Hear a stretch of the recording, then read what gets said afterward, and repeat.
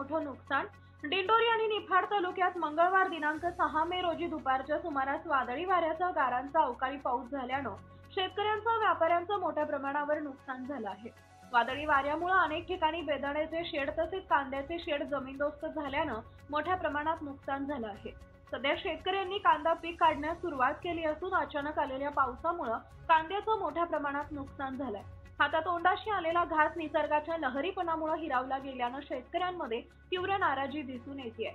झालेल्या नुकसानीचं शासनानं तात्काळ पंचनामे करून नुकसान भरपाई द्यावी तसेच शेतकऱ्यांची कर्जमाफी करावी अशी मागणी आता शेतकऱ्यांकडून होत आहे। 5 रोजी अवकाळी पावसामुळे शेतकऱ्यांचे कांद्याच्या हातोंडात नुकसान झाले आहे। ताडपत्र्या टाकलेल्या पूर्ण उडून गेले, कांदे पूर्ण भिजलेले आहे।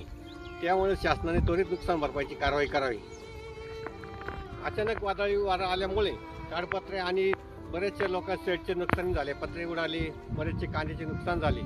त्यामुळे शेतकऱ्यांना अचानक काही न करता आणि शेतकऱ्यांनी नुकसान भरपाई द्यावी अशी विनंती शासनाकडे। अवकाळी पावसामुळे अचानक आल्यामुळे नुकसान भरपूर झालेले आहे। त्यामुळे कांदे पिकाचे नुकसान झालंय आणि निसर्गाच्या लहरीपणामुळे शेतकरी कर्जबाजारी होत आहे दिवसेंदिवस। त्यामुळे शासन कुठलीही कारवाई करीत नाही। विनंती, अवकाळी पावसामुळे नुकसान झाल्यामुळे महायुतीचे सरकार आल्यानंतर वचननाम्यामध्ये असं दिलं होतं कर्जमाफी करू कमीत कमी 3 लाखापर्यंत। शिंदे साहेब असं, फडणवीस साहेब, अजित दादा असतील, यांनी कुठलीही कारवाई केली नाही। त्यामुळे तात्काळ ती कारवाई करावी ही विनंती।